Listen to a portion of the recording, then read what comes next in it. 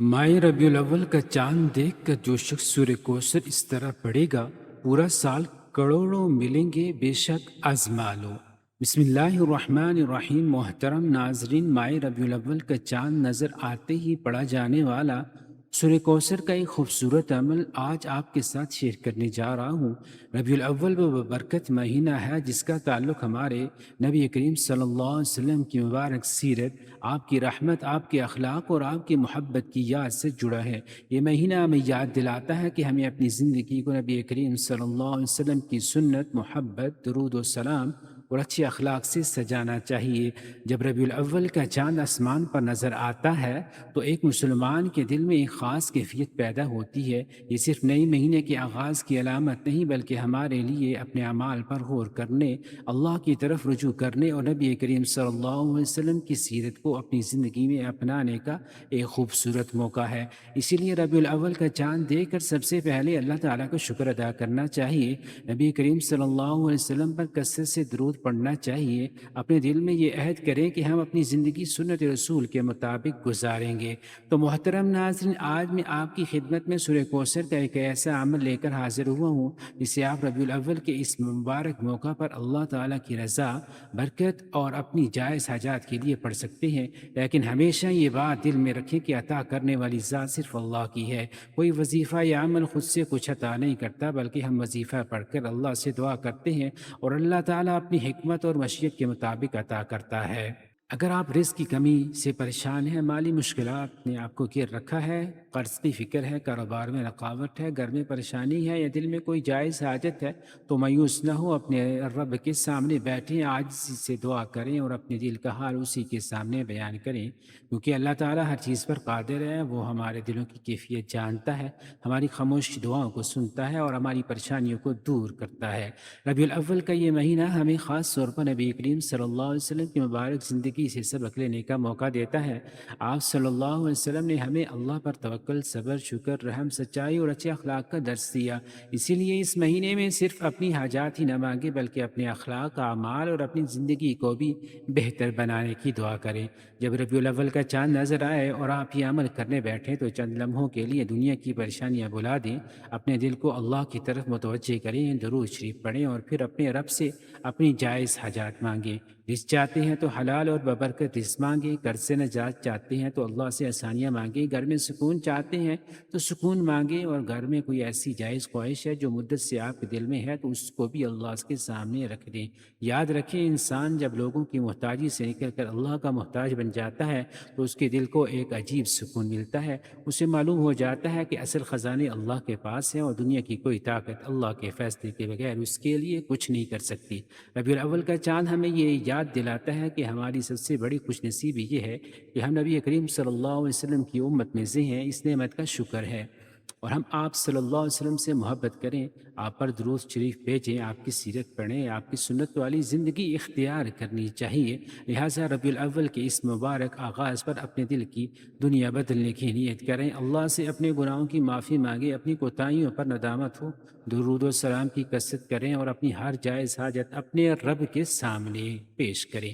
یاد رکھیے، ربیع الاول کا مہینہ صرف خواہشات مانگنے کا مہینہ نہیں بلکہ اپنے رب سے تعلق مضبوط کرنے اور رسول اکرم صلی اللہ علیہ وسلم کی زندگی سے اپنی زندگی سنوارنے کا مہینہ بھی ہے۔ اس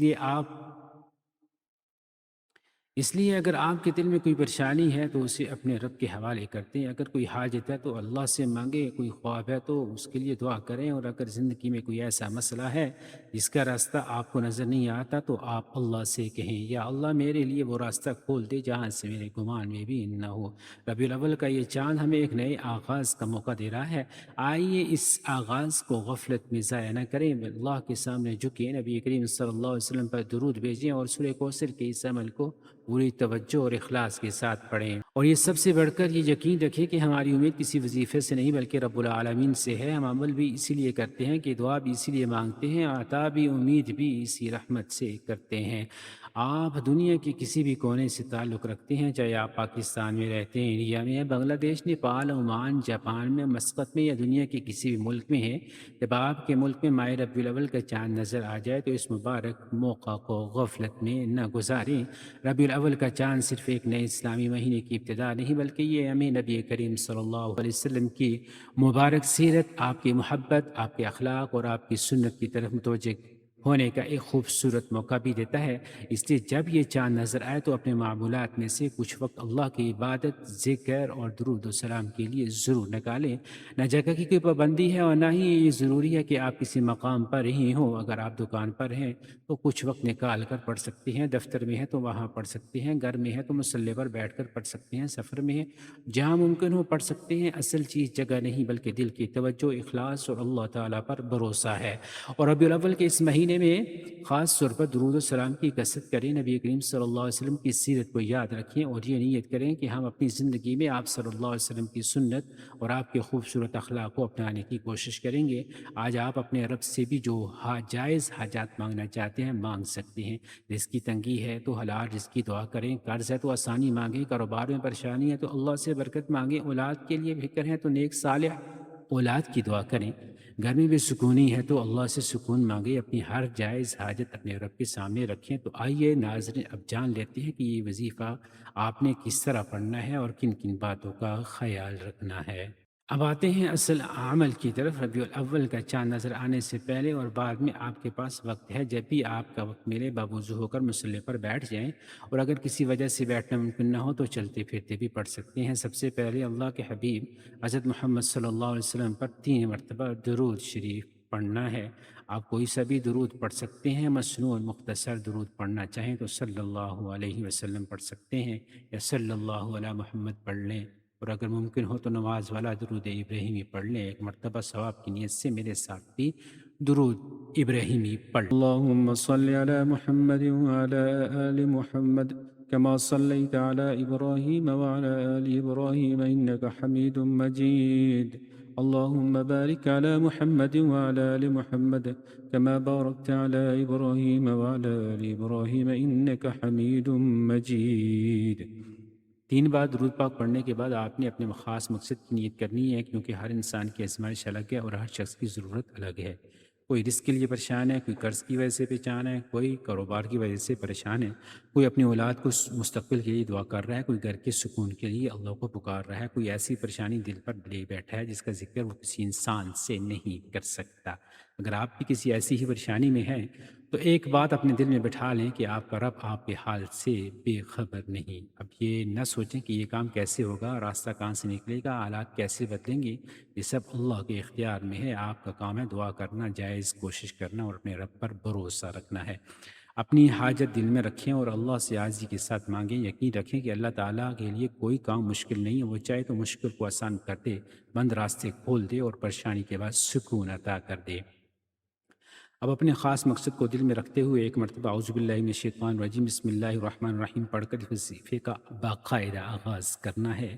یاد رکھیے قرآن کی تلاوت اور اللہ کا ذکر سے پہلے تعوذ و تسمیہ پڑھنا ہمیں اللہ کی پناہ اور اس کے نام سے آغاز کرنے کی طرف متوجہ کرتا ہے۔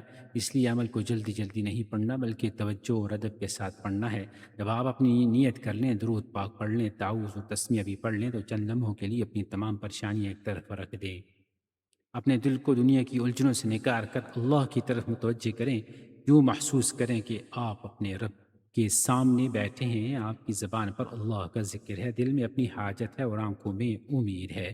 بس اسی کیفیت کے ساتھ سب سے پہلے نمبر پر جو وظیفہ آپ نے پڑھنا ہے وہ اللہ رب العزت کے ایک عظیم صفاتی نام کا وظیفہ ہے۔ وہ مبارک لفظ ہے، سورہ اخلاص کی دوسری آیت کا لفظ ہے اللہ الصمد۔ ذرا اپنے دل سے سوچئے کتنے لوگ ایسے ہیں جو برسوں سے پریشانیوں میں گرے ہیں، کبھی رزق کی تنگی، کبھی گھر کے حالات، کبھی قرض کا بوجھ، کبھی کاروبار کی پریشانی، کبھی ایسی مصیبت جس کا کوئی راستہ نہیں نکلتا۔